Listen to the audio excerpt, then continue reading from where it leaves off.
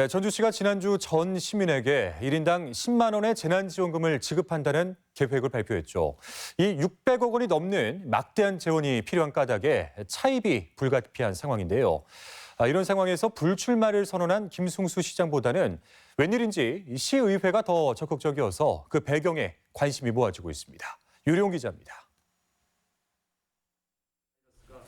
지난 16일 진행된 김승수 전주시장과 강동화 의장의 기자회견. 소득과 무관하게 전 시민에게 1인당 10만 원의 재난지원금을 지급한다는 계획이 발표됩니다. 코로나19로 어려워진 경제 위기를 극복하기 위해 677억 원의 지원금 예산을 편성하겠다는 계획입니다.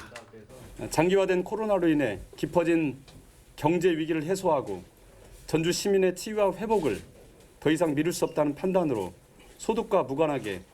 하지만 같은 날 이루어진 전주시의회 본회의에서는 기획조정국장의 지방채 발행 제안 설명이 진행되고 있었습니다. 코로나19 관련 예산 편성에 재원이 없어 추경 예산으로 284억 원의 차입이 불가피하다는 설명입니다. 제1회 추가 경정 예산안이 계획대로 추진되어 시민 생활이 안정되고 다시 일상을 회복할 수 있도록 의원님 여러분들의 깊은 이해와 아낌없는 협조를 부탁드립니다.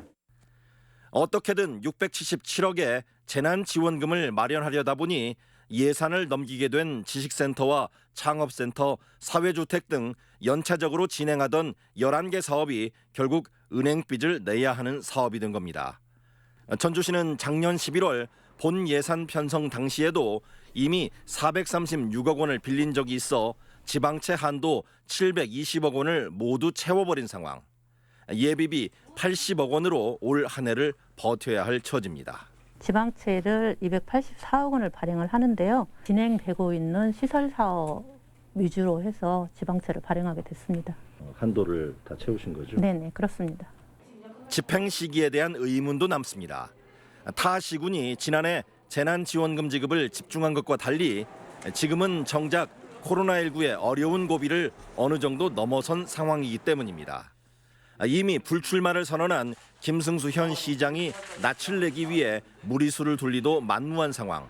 당장 시의회의 최근 행보에 눈길이 갑니다. 전주만 빼놓고 13개 시군이 전부 다 재난지원금이 지급이 됐어요.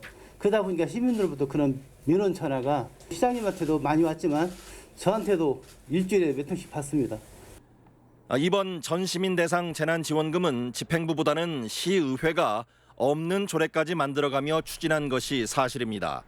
김승수 시장 불출마 선언으로 무주공산이 된 전주시 재정을 지방선거를 앞둔 시의회가 좌지우지하는 것은 아닌지 논란도 커지고 있습니다.